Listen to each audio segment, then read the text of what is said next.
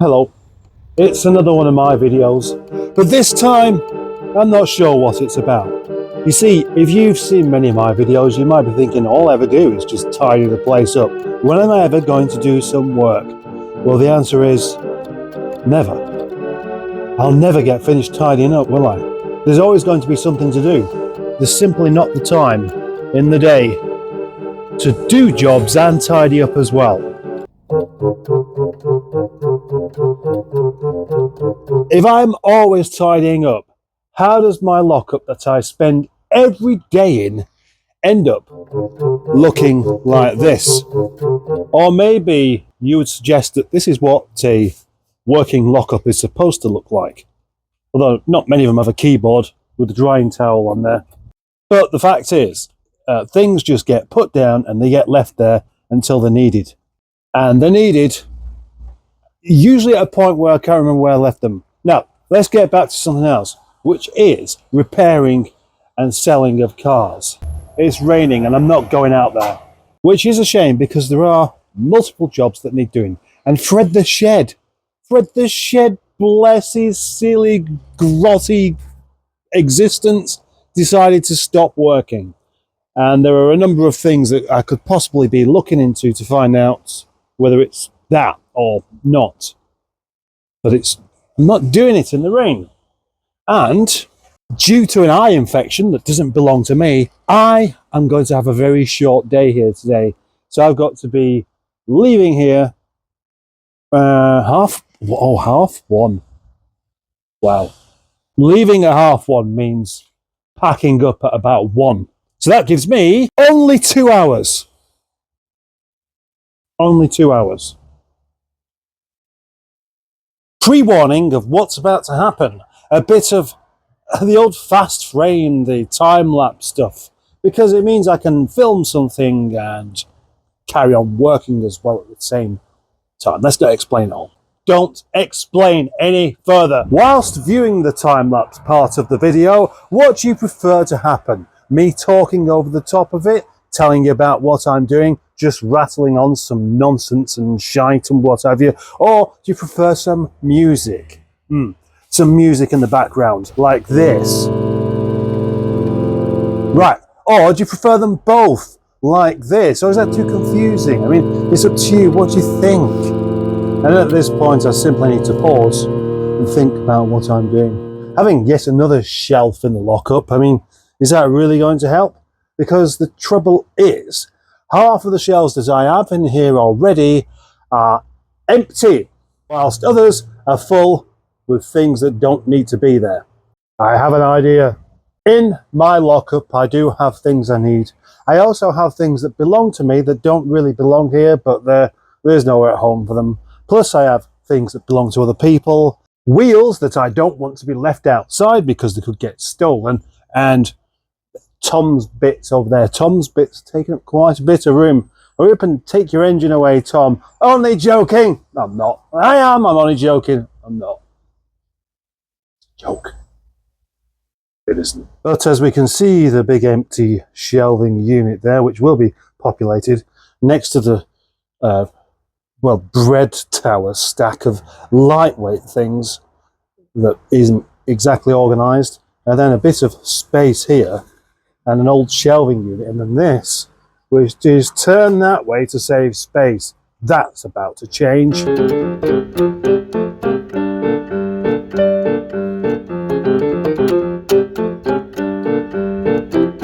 Right, now suddenly something has occurred to me. Yep, see, shelves used inappropriately so that you can't access the lower shelves especially means they get left empty, and that is a waste of space. So what I'm going to do is actually rearrange quite a bit more. You'll see.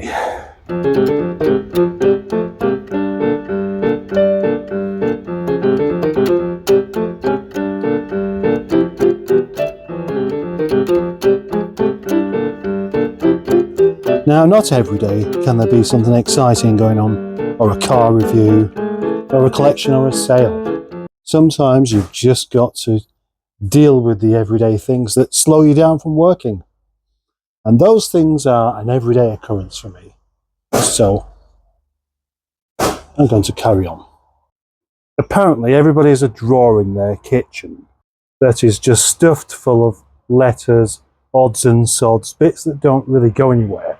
And it's natural to have one space in a lockup like that. Where you do that, it's kind of like a waiting area for items before their fate is decided. That would be quite a good idea for me actually here. The only thing is I already have one.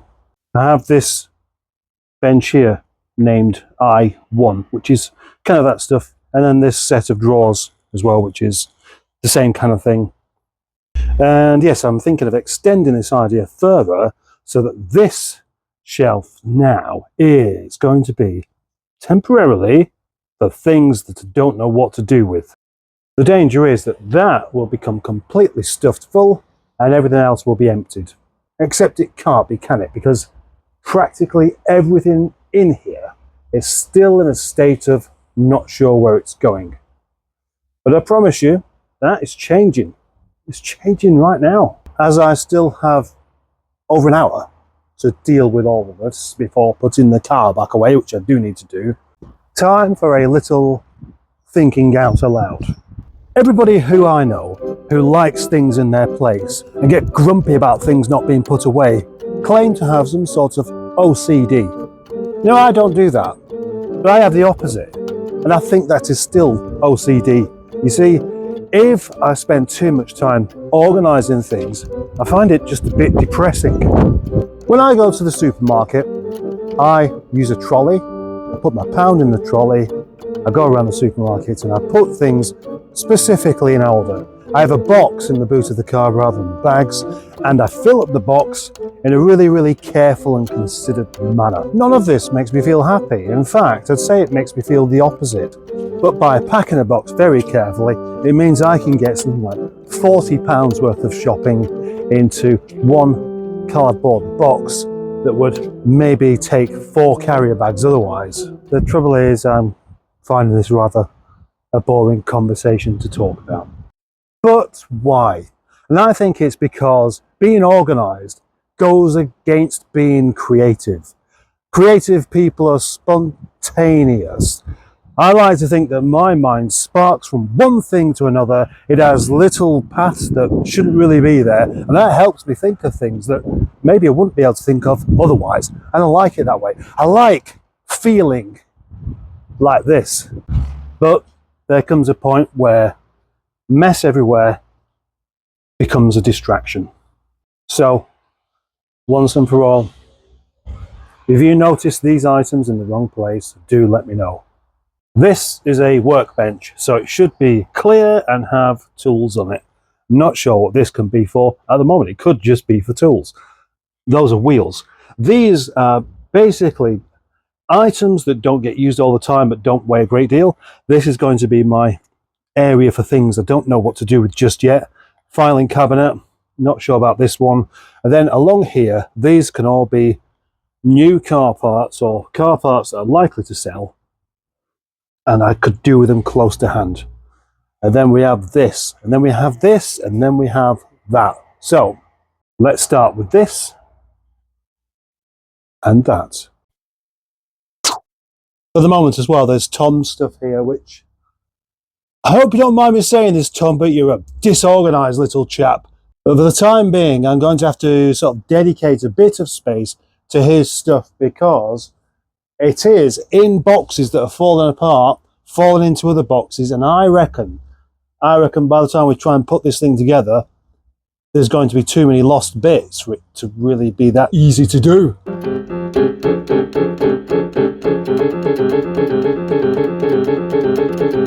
Cheesecake? Bit better now. Still an empty shelf there, still half an empty shelf there. Still a whole load of plastic shelves with barely anything on them. Still a couple of bits empty there and a bit underneath as well that needs taking up. And then we've got Tom Turbo's stuff. Dedicated Tom Turbo shelving. I'd like to move this a bit more out of the way, but it's not really going to work. The dead engine there, engine crane. Yeah. But basically I'm closer to having a clear workbench. So the next step is to swap this stuff for tools. Another thinking out aloud session here on Burn at the Bench. There's no reason for a turbo to be there. It's not like it's about to be used. These should be like service items, right? Like fuses, like lamps. Yeah, those should be here. Whenever you want to know if anything eats wasps, it's a good idea for that to be there. There's an oil filter for something. And badges, they don't need to be there. Well, what an unusual and unsatisfactory way to finish my day off. Currently heading back to work right now after having done the thing of going to the opticians to find out, of course, that there is indeed a what is it called? Eye infection, and now, of course, is the whole thing about dealing with a prescription, and because it's come from the opticians, most of the pharmacists won't accept it. So that means I've got to now go back to work and lock up, and then go on the hunt for the pharmacist that will accept it. What a silly thing. Oh gosh. Still, I have myself a chance to have myself a fried egg, as you can see here, made with the oil of the evil that Asda seem to be.